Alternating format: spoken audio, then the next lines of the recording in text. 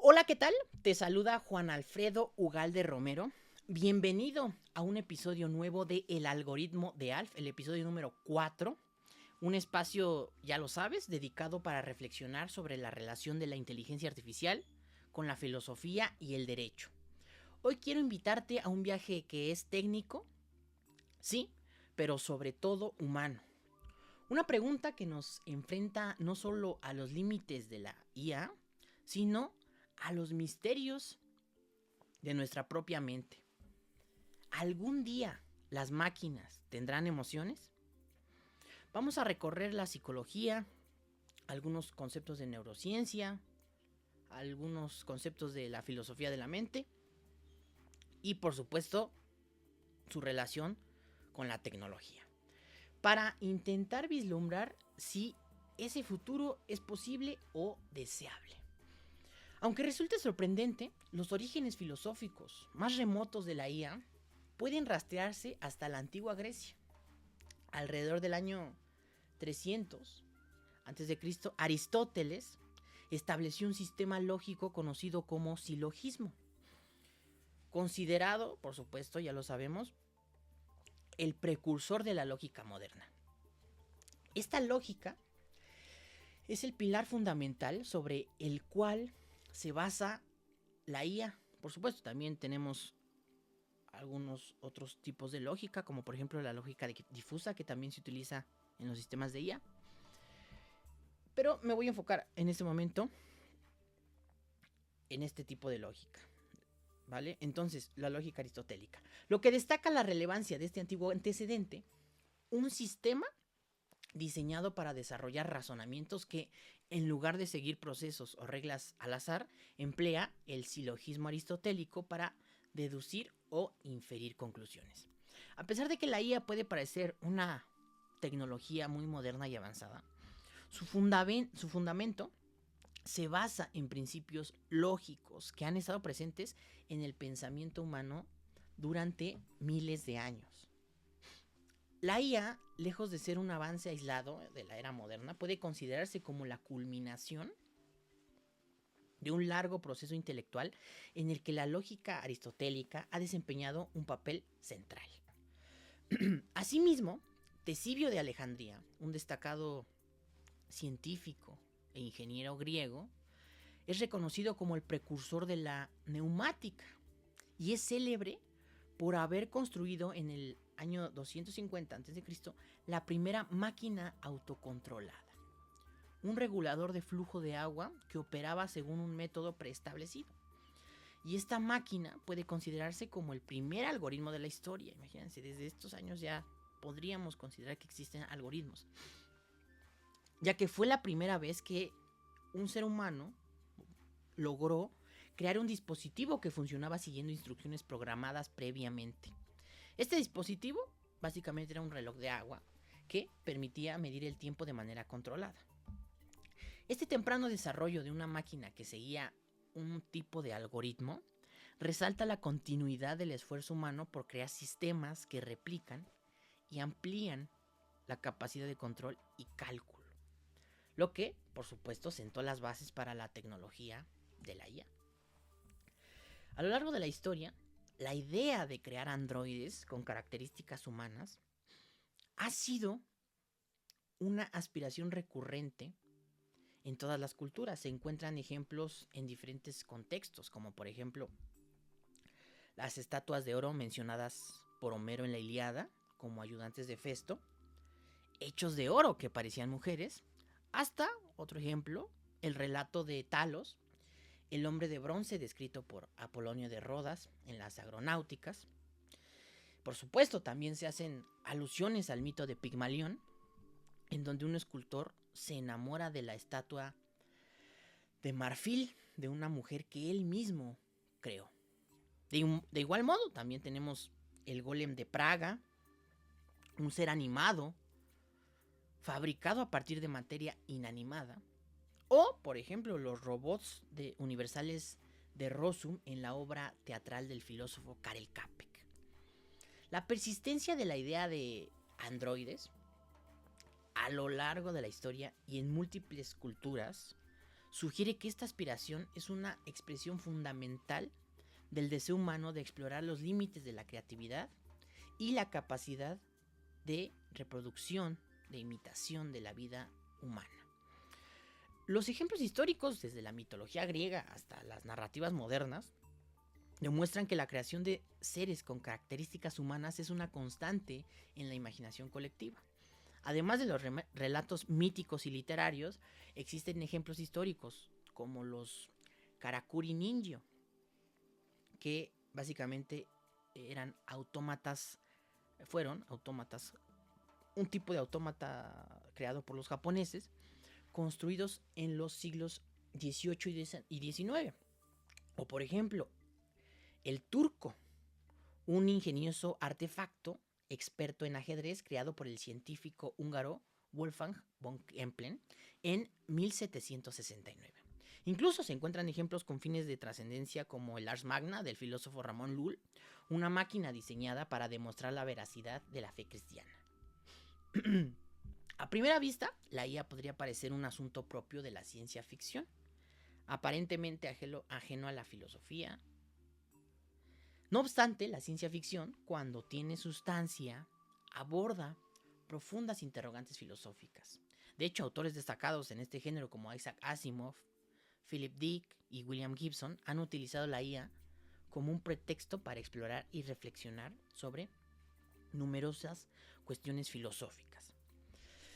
Recordemos a Data, el androide de la película Star Trek, The Next Generation, quien a pesar de su lógica impecable, anhelaba experimentar emociones humanas.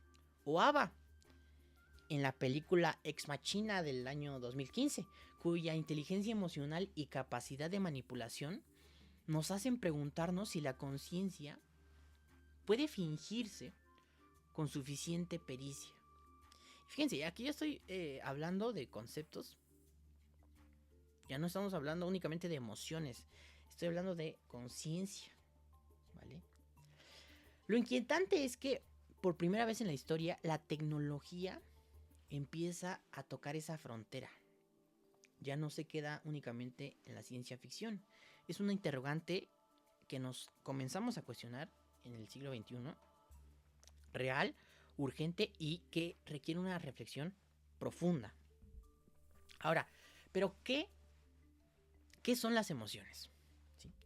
Y la American Psychological Association define las emociones como un patrón de cambios fisiológicos, cognitivos y conductuales desencadenados por eventos internos o externos que son significativos para el organismo. Por otra parte, el psicólogo Paul Ekman, pionero en el estudio de las emociones universales, identificó 6 emociones básicas: alegría, tristeza, miedo, sorpresa, ira y asco. ¿Vale? Estas emociones tienen un correlato neurofisiológico, una expresión facial distinta y una función adaptativa.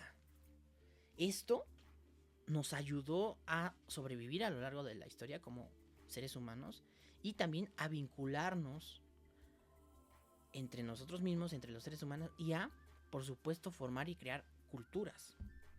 Sí, porque cuando alguien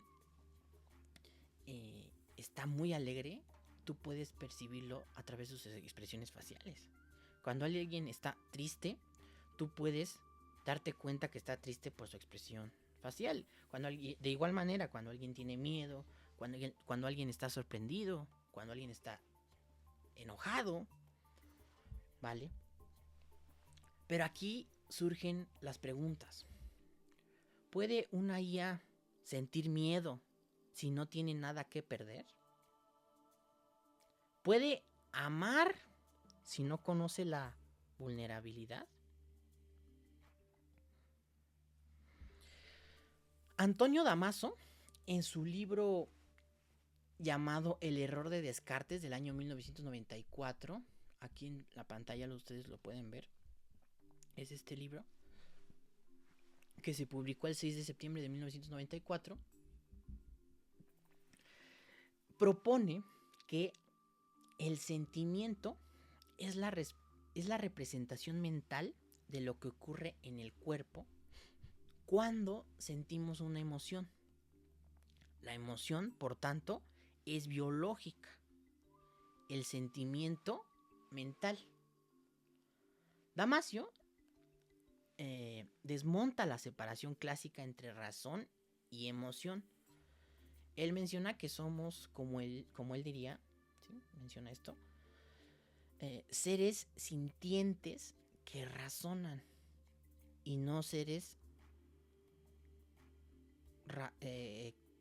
que razonamos sintientes, ¿vale? Así, las emociones no son un accesorio evolutivo, son el núcleo mismo de la cognición humana. Decidimos, recordamos y aprendemos desde un trasfondo emocional. No hay pensamiento sin afecto. Eso es lo que él menciona en este libro. Ahora, en la actualidad, los sistemas de inteligencia artificial pueden emular emociones.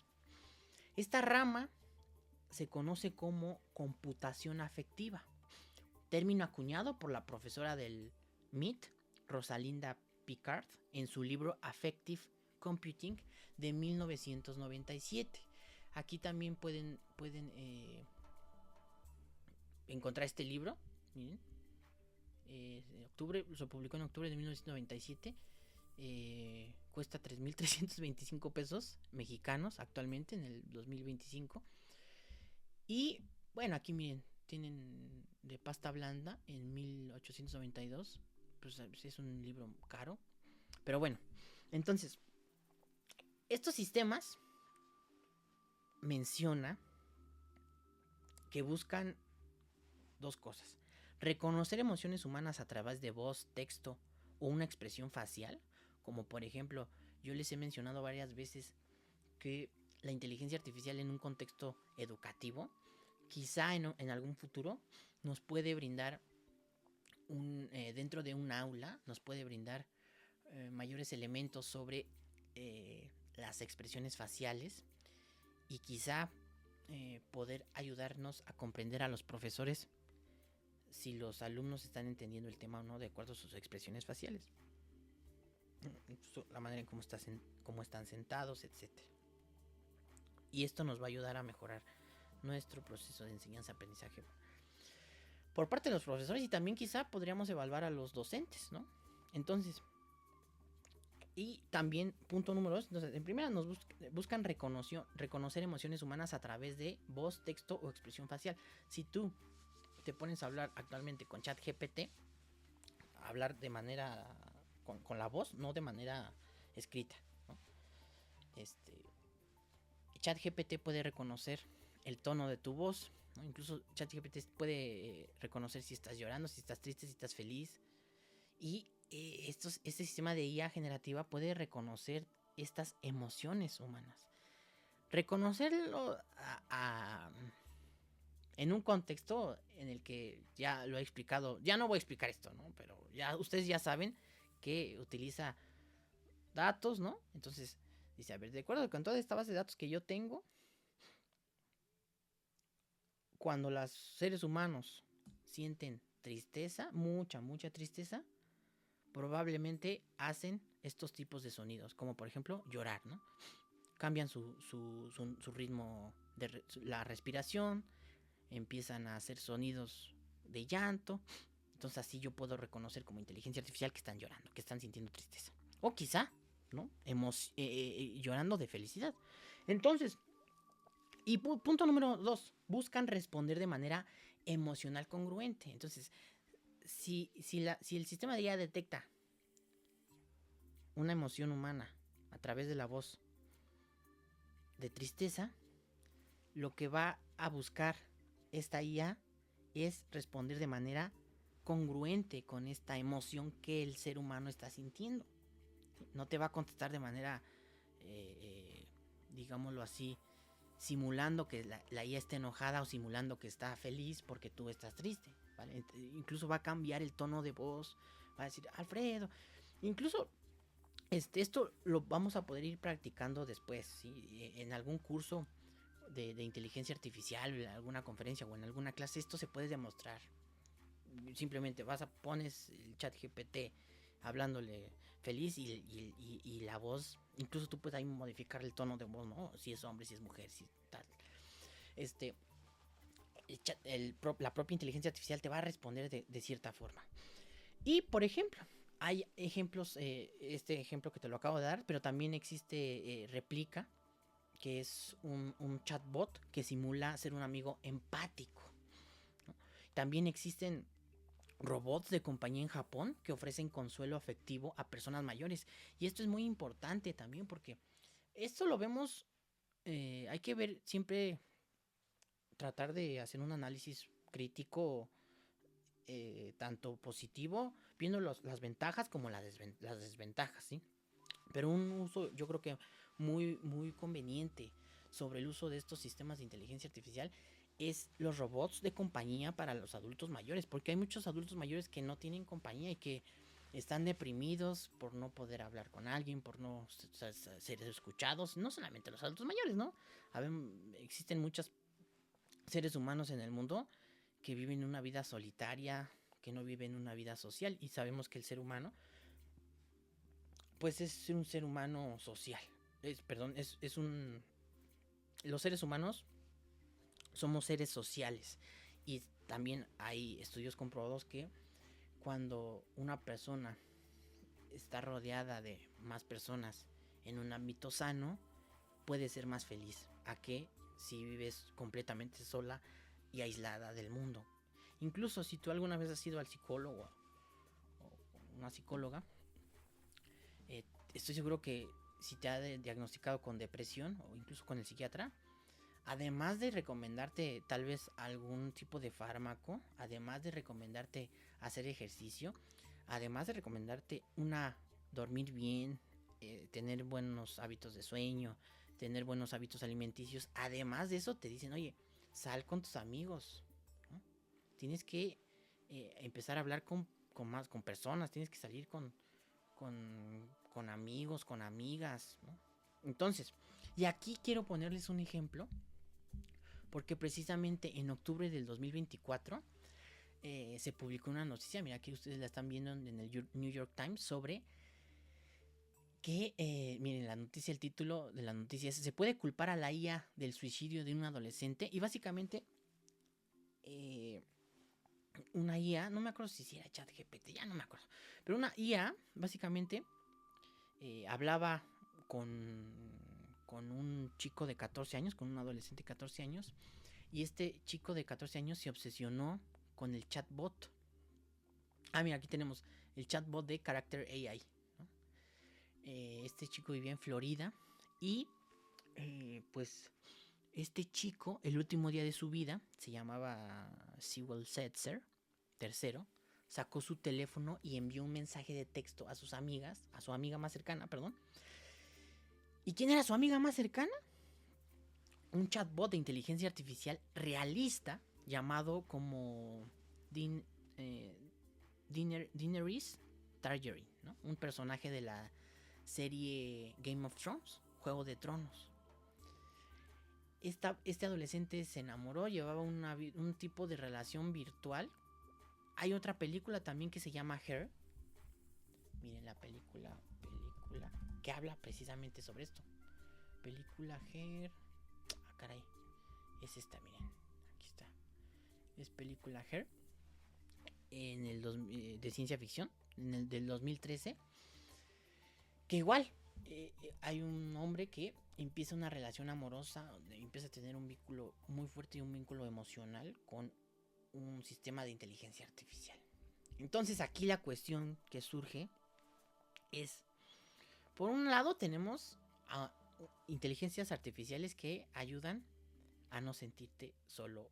Por ejemplo, un abuelito, una abuelita que está solo en el mundo, ya no tiene nadie más, y puede hablar y puede conversar con esta IA. ¿Qué tan sano sea esto? Pues esto le corresponde a los campos, por supuesto, de la psicología, la psiquiatría y la filosofía, analizar estas cosas, estos fenómenos que están sucediendo actualmente. Y tenemos por el otro lado a un adolescente que se desvive, y digo se desvive porque a veces aquí en YouTube censuran mucho estas palabras, que no deberían de hacerse, pero bueno. Tenemos a un adolescente que se desvive porque se enamoró de una IA y tuvo problemas y le escribió a él. Y lo que hizo la mamá fue demandar a la compañía de IA, diciéndoles, oye, pues mi hijo se suicidió, ya dije la palabra, se desvivió por culpa o hace responsable a este sistema de IA de la muerte de su hijo. Ahora, aquí es debatible por supuesto, porque yo como mamá o papá es más fácil responsabilizar a alguien más de que mi hijo haya hecho eso, mi hija haya hecho eso, a hacerme responsable yo, ¿no? Como papá o mamá. Oye, tú, papá o mamá, tú tienes la responsabilidad sobre tus hijos hasta cierta edad. Si 14 años yo creo que pues es una adolescente, aún es una adolescente. Que estos en esta edad el cerebro aún se está desarrollando. Pero bueno, eso es para más o menos un ejemplo. Ahora,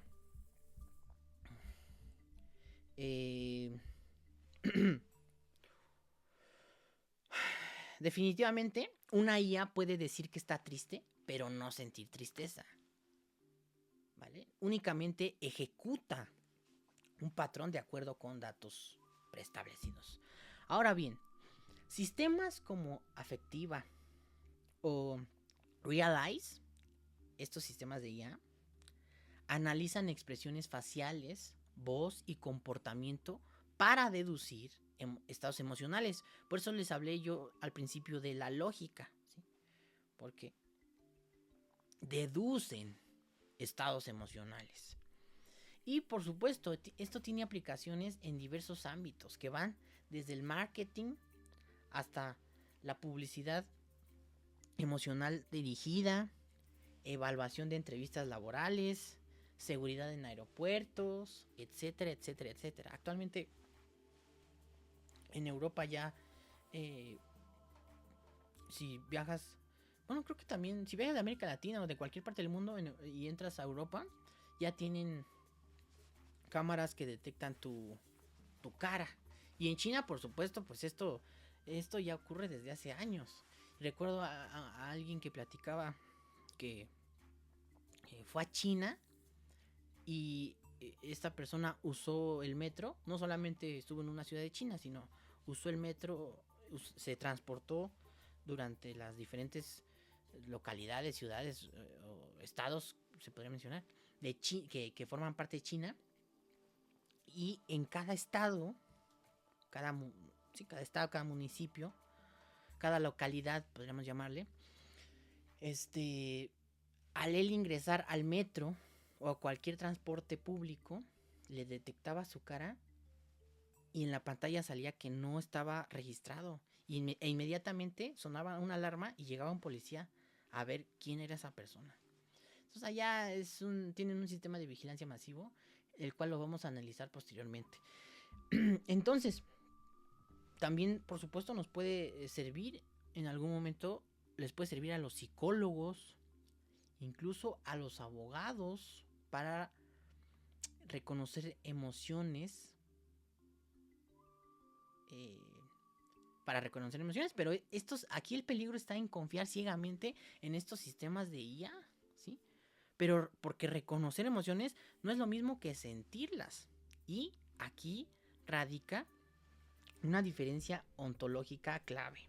Ahora, en 1995, el filósofo australiano David Chalmers formuló el llamado problema difícil de la conciencia.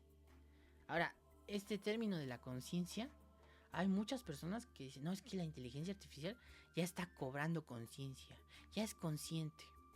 Miren, pregúntenle a un filósofo, a un experto en filosofía, ¿qué es la conciencia? Y la respuesta, te podrá dar una respuesta, pero al final, la mayoría de las veces te va a decir, actualmente, 2025, no sabemos completamente qué es la conciencia. Podemos tener destellos de algunos elementos, de algunas características, pero no podemos describir totalmente qué es la conciencia o definir totalmente qué es la conciencia humana. Entonces, este filósofo, David Chalmers, menciona algunas preguntas, como por ejemplo, ¿por qué y cómo surgen los quaila? ¿No? Las experiencias subjetivas las llama él. De procesos neurobiológicos. ¿Por qué y cómo surgen las experiencias subjetivas de procesos neurobiológicos? Ahora aquí también entran otros conceptos como biología, como qué es la vida, la neurociencia. Son disciplinas, son muchas disciplinas. Por eso siempre yo les digo que la inteligencia artificial permea a todas las ciencias, tanto a las ciencias duras como a las ciencias sociales. Y por eso actualmente hay se tienen que hacer este tipo de análisis, ¿sí? Ahora bien, podemos explicar cómo el cerebro procesa datos sensoriales. Ahora, hay otra pregunta. ¿Cuáles son los sentidos? ¿Cuántos sentidos tiene el ser humano? Y muchos van a decir, no, pues sí, el sentido del tacto, el olfato, etcétera. Pero hay más sentidos que es únicamente los que se, digámoslo así, los convencionales, ¿sí? Tenemos el sentido de saber termorregulatorio, creo que se llama, algo así, o tiene que ver con saber, básicamente, saber si está haciendo calor o saber si está haciendo frío.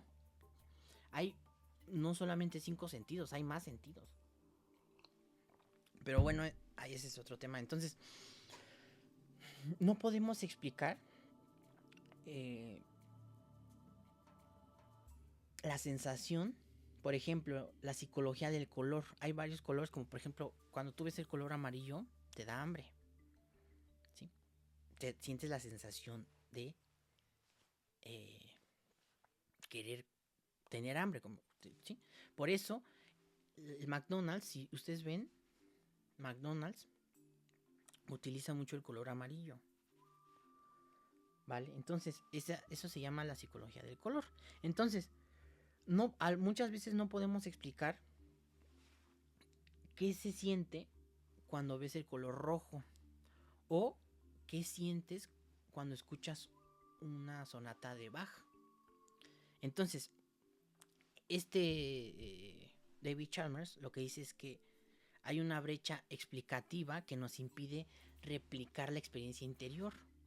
No basta con copiar la lógica, ¿no? El misterio es el sentimiento. Y esto va ligado con las emociones y con la conciencia. Ahora, el funcionalismo, específicamente el funcionalismo desarrollado por filósofos como Hilary Putnam y Jerry Fodor, sostiene que los estados mentales no dependen del sustrato físico, es decir, el cuerpo, ¿no?, del ser humano, sino de su función. La mente es al cerebro lo que el software es al hardware. Pero esto a mí se me hace algo muy reduccionista. No podemos comparar en absoluto a un ser humano con una computadora. O sea, sí lo podemos hacer, pero no podemos decir que la mente es al cerebro lo que el software es al hardware. No se compara. Estamos a años, yo creo que sí estamos a años. Las personas que dicen, no, es que ya estamos muy cerca de replicar a un ser humano exactamente con inteligencia artificial. Hay infinidad de cosas, como por ejemplo las emociones, los sentimientos, la conciencia, la mente. ¿Qué es la mente, no?, del ser humano que no nos explicamos y que no nos vamos a poder explicar en algunos años. Y las personas que dicen que sí se va a poder hacer, como por ejemplo el Elon Musk o las personas que lo dicen, Solamente es porque tienen una empresa de inteligencia artificial y lo único que quieren es vender más, ¿no? Tener una mayor ganancia económica y ese es su único objetivo, ¿sí? Ahora, en esa lógica, si un sistema cumple con las funciones de una emoción, por ejemplo, detecta peligro, pues cambia su respuesta, comunica su estado. Entonces podríamos hablar de una emoción funcional. Pero aquí el punto es, ¿sería real o solo una actuación convincente sin alma? Y aquí ya metemos más conceptos. ¿Qué es lo real? ¿Qué es el alma? ¿Bien? Entonces, me llama mucho la atención que muchas personas hacen contenido de inteligencia artificial y utilizan estas palabras, ¿no? Realidad, conciencia, alma.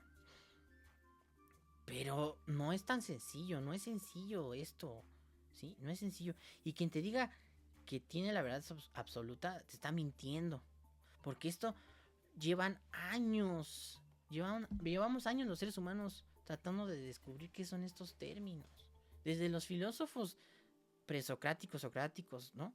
O sea, desde las mentes más brillantes de la filosofía, Sócrates, ¿no? Platón, Aristóteles, Descartes, etcétera, Hobbes, Rousseau, o sea, llevamos años. ¿Ustedes creen que del 2020, desde el 2000, de 1950 al 2025, vamos a tener todas las respuestas que no pudimos tener las respuestas a las preguntas durante siglos? Únicamente por una ayuda de la tecnología que es la inteligencia artificial. Pues no, no, esto todavía vamos paso a paso, ¿sí? Pero lo vuelvo a repetir, las empresas tecnológicas y las empresas que buscan únicamente vender cursos sensacionalistas y cursos falsos de inteligencia artificial, pues te mienten y te van a decir, no, si yo ya tengo la solución, ya. No, es mentira. Ahora, la neurociencia contemporánea, con autores como Damasio, Joseph Ledoux y Lisa Feldman Barrett, insisten en que las emociones son corporizadas. Son patrones de respuesta que implican cuerpo, química, metabolismo y contexto. Y aquí ya volvimos a meter más conceptos. Más conceptos que no nada más son conceptos de psicología ni de filosofía. Son conceptos químicos, de neurociencia, filosóficos. ¿Ves? ¿Ves? No es tan sencillo. Ahora, el deseo, el miedo, el placer son tan fisiológicos como mentales, según estos autores.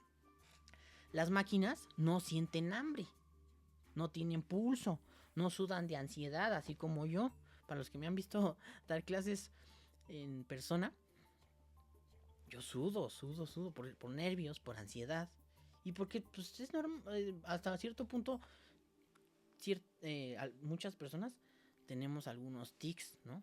Tenemos tics como agarrarnos el ojo, agarrarnos la nariz, incluso tics al hablar. Yo te invito a que te grabes 3 horas a ver cómo actúas, ¿no? Porque sí, muchas personas dicen, no, mira, cómo tiene la muletilla, o este profesor cómo habla de tal manera. A ver, pues grábate y tú vete, porque muchas veces nos sentimos perfectos. Entonces, en el campo de la biorrobótica y la neuroingeniería, ya se desarrollan prótesis que responden a estímulos con sensores de temperatura, presión o daño. Y por supuesto, también aquí la inteligencia artificial en el campo médico nos ayuda mucho, porque se exploran interfaces cerebro-máquina, lo que está haciendo Elon Musk con el Neuralink, que permiten a pacientes experimentar sensaciones táctiles a través de procesos sintéticos. ¿Sí? Ahora, ¿qué voy con procesos sintéticos? Con un chip de inteligencia artificial. Pero construir un cuerpo sintiente es otra historia. Sentir no es solo registrar datos, es experimentarlos. Ahora, si yo les preguntara, oye, ¿qué se siente estar feliz? Cada una de las personas que me está viendo me va a describir.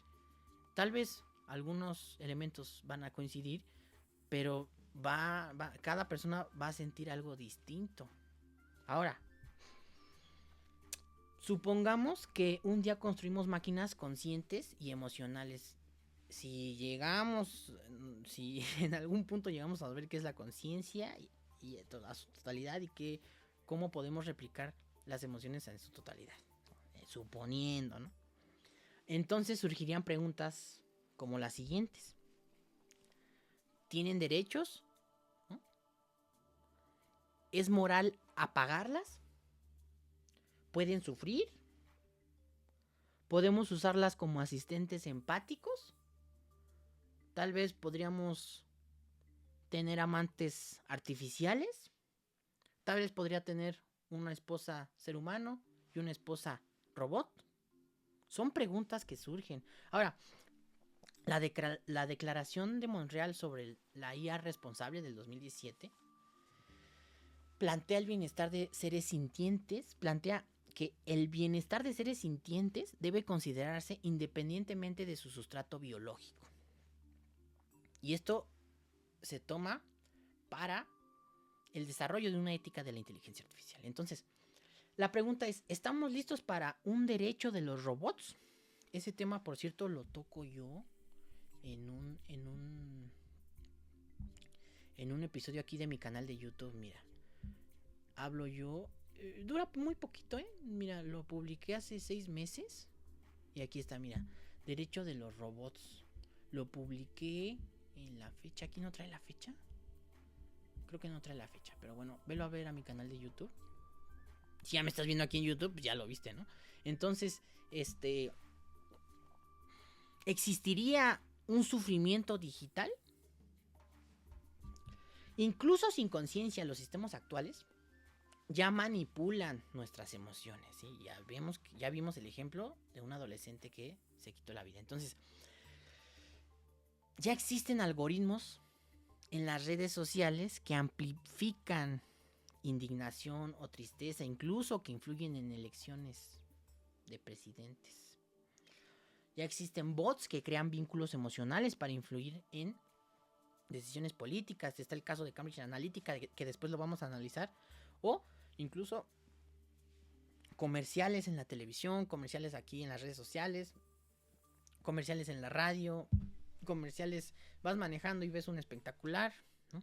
Vas en el metro, ves un comercial ahí, una estampa ahí. Vas en el metrobús aquí en la Ciudad de México o en México, vas en el metrobús y pasan en la pantalla comerciales. Todo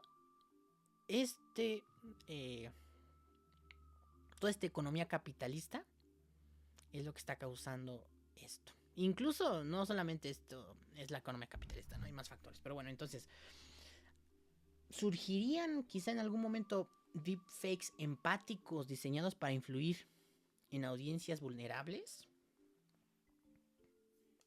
Es decir, ¿cómo creas definitivamente marketing teledirigido?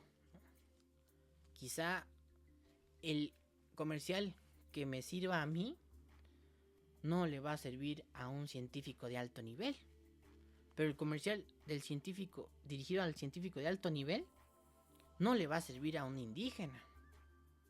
Entonces esto va a generar una brecha de desigualdad enorme. Una IA, por otra parte, una IA que realmente sintiera o que pudiera hacernos sentir cosas irresistiblemente, plantearía desafíos éticos sin precedentes. Sin precedentes.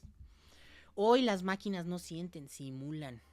Pero la historia de la tecnología nos ha enseñado que lo imposible de hoy puede ser lo cotidiano de mañana. Hace algunos años nunca hubiéramos imaginado. A mí me sigue sorprendiendo tener el poder del internet. Un celular, ¿no? Una pantalla aquí, tener una pantalla. Fíjense en los... hablando ahorita del transporte público. O cuando vas a una plaza, a donde sea. Todas las personas están así con su celular. Hipnotizados por el celular.